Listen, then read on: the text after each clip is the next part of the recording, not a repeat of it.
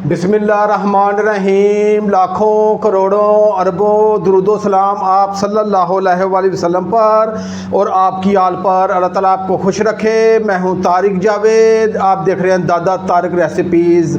आज मैं आपके लिए बहुत ही मज़ेदार रेसिपी लेके आया हूं। आज हम बनाएंगे चटखारेदार चने की दाल का सालन। आए अपनी रेसिपी की तरफ चलते हैं। 250 ग्राम एक पाव चने की दाल ली है और इसे मैंने अच्छे तरीके से 2 से 3 पानी धो लिया है। चने की दाल को या कोई भी आप दाल लें उसे आप अच्छे तरीके से धो लिया करें, क्योंकि इसमें स्टार्च और मिट्टी वगैरह होती है जो दाल के जायके को ख़राब करती है। आपने इसे अच्छे तरीके से धोना है। मैंने इसे अच्छे तरीके से धो लिया और इसे मैंने 1 घंटा पहले भिगो के रख दिया था और 1 घंटा भिगोने के बाद मैंने एक अलग प्लेट में निकाल ली है। ये अमल इसलिए किया है ताकि टाइम की बचत हो सके। अब इसे मैं एक तरफ रखूँगा जी। चूल्हे की फ्लेम को मैंने ऑन कर लिया है, ऊपर कढ़ाई रख ली है। इसमें मैं 2 गिलास पानी डाल दूँगा। बिस्मिल्लाहिर्रहमानिर्रहीम।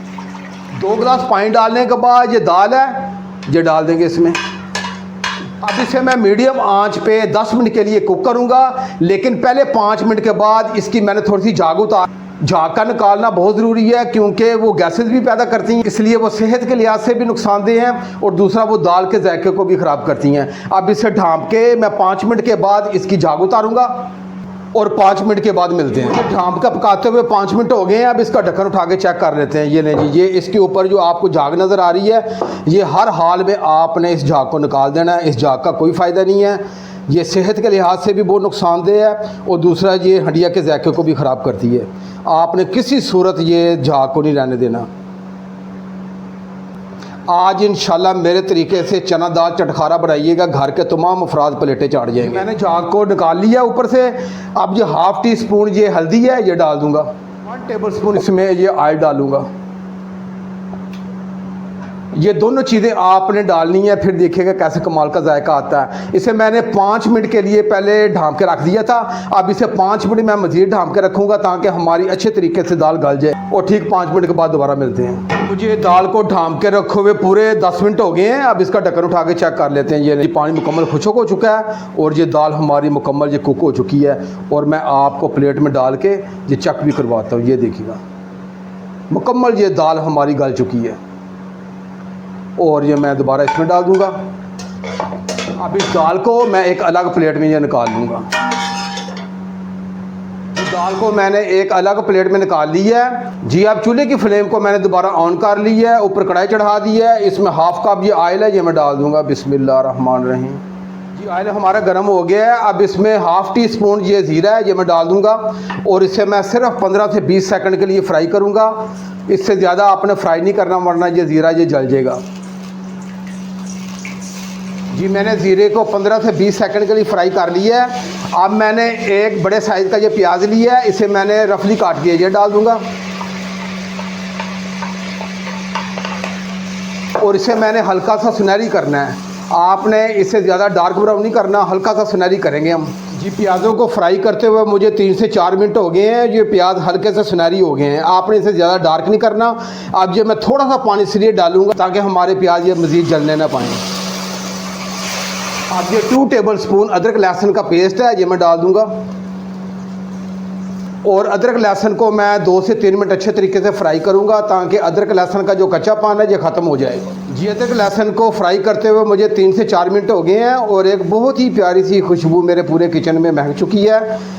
अब ये मैंने एक अदद ये बड़े साइज़ का टमाटर था, इसे रफली काट के ये डाल दूँगा और इसे 1 से 2 मिनट अच्छे तरीके से फ्राई करूँगा ताकि टमाटरों को जो कच्चापन है ये भी ख़त्म हो जाए जी। मैंने टमाटरों को भी 1 से 2 मिनट अच्छे तरीके से फ्राई कर लिया है और ये जो टमाटरों का कच्चापन था वो भी ख़त्म हो चुका है। मैं आपको बहुत ही चटखारेदार दाल की रेसिपी देने वाला हूँ। मैंने हाफ़ टी स्पून ये सुरख दड़ा मिर्च ली है और हाफ़ टी स्पून ये कश्मीरी लाल मिर्च ली है। ये तेज़ नहीं होती लेकिन इसका कलर बहुत ही प्यारा आता है। और ये 1 टीस्पून मैंने खुशक धनिया लिया है और ये हाफ़ टी स्पून मैंने ये सौंफ लिया है। ये आपने लाजमी डालनी है और इसे मैंने दरदरा सा कूट लिया है और हाफ़ टी स्पून मैंने ये ज़ीरा पाउडर लिया और हाफ़ टी स्पून मैंने नमक लिया है। नमक आप अपने जायके के हिसाब से कम ज़्यादा कर सकते हैं और ये तमाम मसाले मैं इसमें डाल दूंगा और इसे अच्छे तरीके से मिक्स करूंगा। मैंने मसाले डाल के अच्छे तरीके से मिक्स कर दिया है। अब इसमें आधे गिलास से थोड़ा सा कम ये मैं पानी डालूंगा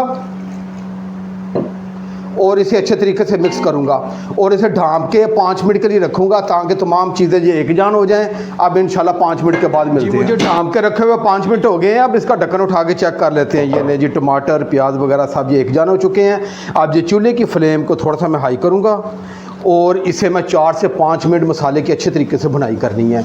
आप जितनी ज़बरदस्त किस्म की इसकी 4 से 5 मिनट भुनाई करेंगे उतने ज़बरदस्त किस्म का हंडिया का जायका उभर के आएगा। ये मैंने तमाम मसाले की 4 से 5 मिनट अच्छे तरीके से इसकी भुनाई कर ली है और बहुत ही प्यारी सी खुशबू इसमें आ रही है। अब ये दाल है जिसे हमने पहले कुक कर लिया है, ये डाल देंगे और मैं दाल को इस मसाले में मिक्स कर दूँगा। जी मैंने दाल को इस मसाले में अच्छे तरीके से मिक्स कर दिया है। अब इसकी मैं 2 से 3 मिनट इसी मसाले में इसकी अच्छे तरीके से भुनाई करनी है दाल की। आप मेरे तरीके से इंशाल्लाह दाल बनानी है। एक तो दाल खिली खिली रहेगी और दूसरा इसका बहुत ही कमाल का जायका आएगा। आप कहेंगे कि वाकई इस नाचीज़ भाई ने कोई दाल की रेसिपी दी है। जी मैंने दाल की 2 से 3 मिनट अच्छे तरीके से भुनाई कर ली है और ये दाल और जो मसाला ये एक जान हो चुका है। अब ये चूल्हे की फ्लेम को मैं दम वाली फ्लेम कर दूँगा और इसमें आधा गिलास पानी डालूँगा। अगर आपने ग्रेवी को ज़्यादा रखना है तो फिर आप 1 गिलास डाल सकते हैं। मैं आधा गिलास डालूंगा और इसे अच्छे तरीके से मिक्स करूँगा। रेसिपी को 4 चांद लगाने के लिए मैंने 1 अदद ये चिकन क्यूब्स लिया है। अगर ये नहीं आप डालना चाहते तो फिर आप चिकन पाउडर डाल सकते हैं। 1 टिक्की ये भी डाल दूँगा। इसे मैं दम वाली आंच पे ढाँप के सिर्फ 5 मिनट के लिए रखूँगा। उसके बाद क्या करना फिर मैं आपको बताता हूँ। जी मुझे ढाँप के रखे हुए 5 मिनट हो गए। अब इसका ढक्कन उठा के चेक कर लेते हैं। ये नहीं जी, हमारी बेहतरीन ये चना दाल कुक हो चुकी है और एक मरतबा मैं चम्मच से इसे मिक्स कर देता हूँ। आप ये ½ टी स्पून ये कसूरी मेथी ली है, ये आप ज़रूर डालिएगा। इसका बहुत ही कमाल का जायका आता है। ये मैं थोड़ी सी हाथ से मसल के डालूँगा। ये मैंने कसूरी मेथी डाल दी है और आपने सबसे आखिर में मैंने 3 अदद ये हरी मिर्चें ली हैं, इन्हें बारीक काट लिया। ये आपने सबसे आखिर में डालनी है। ½ टी स्पून ये गर्म मसाला है, ये भी डाल देंगे और ये थोड़ा सा धनिया है, ये भी ऊपर डाल देंगे। आप ये मेरे तरीके से रेसिपी बनाइएगा। एक तो बहुत सादा तरीका है और दूसरा बहुत ही कमाल का जायका आएगा। अब ये चूल्हे की फ्लेम को मैं ऑफ़ करूँगा। जी धनिया डालने के बाद मैं आपको बिल्कुल कैमरे की आंख से करीब से भी चेक करवा देता हूँ। ये देखिएगा कितनी ज़बरदस्त रेसिपी बनी है। आपने मेरे तरीके से ये दाल चना बनाना है। इंशाल्लाह घर के तमाम अफराद प्लेटें चाट जाएंगे और आपकी तारीफ़ भी करेंगे। और सबसे बड़ी बात है, इसे बनाना बहुत आसान है। अब मैं आपको इसे डिश आउट करके आपको चेक भी करवाता हूँ। तो कैमरे की आंख के करीब प्लेट ले आया हूँ। आप ये एक मरतबा मेरे तरीके से ये रेसिपी बना। सबसे बड़ी बात है, इसका जायका बहुत कमाल का होगा और दाल खिली खिली होगी। बिल्कुल इसका जैसे मलिदा निकल जाता है वो नहीं बनेगी। आपने इसी तरीके से ये रेसिपी बनानी है। अगर ये मेरी रेसिपी आपको अच्छी लगे तो मेरे चैनल को ज़रूर सब्सक्राइब कर दिया करें। ये आपकी तरफ से हौसला अफजाई होती है। और साथ जो घंटी का बटन है आपने उसे लाजमी प्रेस करना है ताकि मेरी वीडियो डेली आप तक पहुँचती रहे। आप अपने भाई तारिक को इजाज़त दें। मेरी तरफ से आपके लिए बहुत सारी दुआएं। अल्लाह ताला आपको खुश रखे। अल्लाह हाफिज़।